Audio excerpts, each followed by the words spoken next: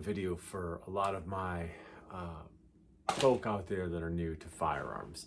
This video is going to be dedicated to not making you look foolish or stupid in front of people that are in the field that have knowledge of firearms and firearms related items. Okay.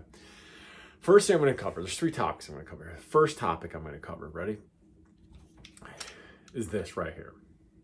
So this is not a 9. It's not a Glock 9.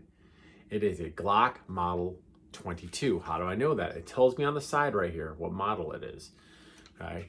If you own a firearm, you should know the model of the firearm you have.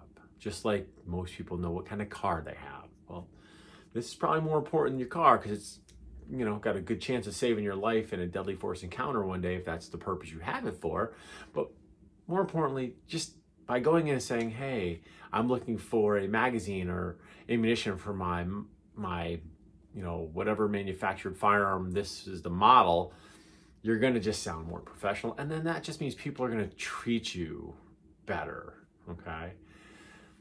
It's just the way it is, folks. So if you go in, you know, and there's no reason not to have the knowledge because generally it comes in the manual or on the box of the firearm that you're buying. And it says it on the firearm. I've never seen a firearm that doesn't tell you caliber on it somewhere. And I've never seen a firearm, well, I've seen a few firearms that tell you the model. But most modern firearms will tell you the model, they'll tell you the make, and they'll tell you the caliber on the firearm. Right? Next thing you want to know, if you have accessories, know the make and model of your accessories. Like the optic on this is a Trijicon RMR Type 1. This is a Surefire X300 Ultra flashlight. These are sights by night vision. They're the optic height sights by night vision. So I know all the parts of my gun, what the accessories that go with it. I know the name of the company that makes my holster. I know what kind of holster I have. That stuff just makes you sound better when you go talk to people with knowledge in that field. That happens a lot more than you think because you got to go to the store and buy things like ammunition, right? So on the topic of ammunition, ready for this one? Okay. This is not a bullet. This is a cartridge. The tip of it, the part that comes out when you fire it from the gun, is the bullet. Bullet, ammunition. You can also call this a cartridge. You can call it rounds. If you go in and say, I need rounds for my Glock Model 22, or I need rounds for my Smith & Wesson M&P Shield 9, we're going to have a better understanding of what you want and what you need, and you're going to sound more professional than going in, hey, I need some 9. 9 what? Some rounds for my 9. Well, 9 what? There's multiple kinds of 9 rounds, especially if you're talking 9mm. There's multiple kinds of round. There's a 9mm Flobus, right? There's 9mm Tokarov. There's 9mm Luger. Know explicitly what you are. So your average self-defense handgun is going to probably be 9mm by 19mm Luger. All right, so just knowing that kind of stuff, again, makes you sound more professional. Don't go in and say, I need some bullets. Go in and say, I need ammunition for my handgun. This is the caliber I need, or this is the model and make I have of a handgun. Can you help me with the caliber? Or something like that. So just going to make you sound more professional.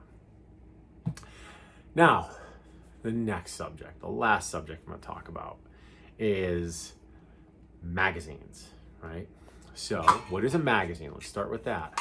Here's 3 different kinds of magazines: a metal double stack magazine, a polymer magazine for a Glock 45 caliber. And then here I have a magazine for a 1911, also a 45 caliber magazine. So a magazine contains ammunition inside of it, right? A clip holds ammunition on it, okay? It contains it inside, this holds it. By its mere definition of a magazine in general, not even just a magazine for a firearm, it's something that holds stuff inside of it. So magazine, clip. If you go in and say, I need a clip for my Springfield Hellcat, we're gonna look at you like, oh, they don't make clips for Springfield Hellcats. You're gonna be like, yeah, they do. I have 2. They came with the gun. We're like, well, that's odd to us. We have a whole bunch right here. Not one of them has a clip inside of it. It's just going to make you sound better. Okay. And same thing with bullets. You know, if you go to say bullets and you go to a place that reloads, they might try and sell you a box of these, right? A box of 500 rounds of this. Okay. In the reloading section versus ammunition, which is what you want to fire your handgun. So again, knowing what you want, knowing the proper terminology for it is just going to make you sound that much more professional when you go to the store or when you're dealing with people and talking about the subject. And in the end, that just helps us as a culture look better. Okay. So take this for what it's worth. I hope you start using the correct terminology. Okay, y'all. Be safe. Have a great day. I'll talk to you soon.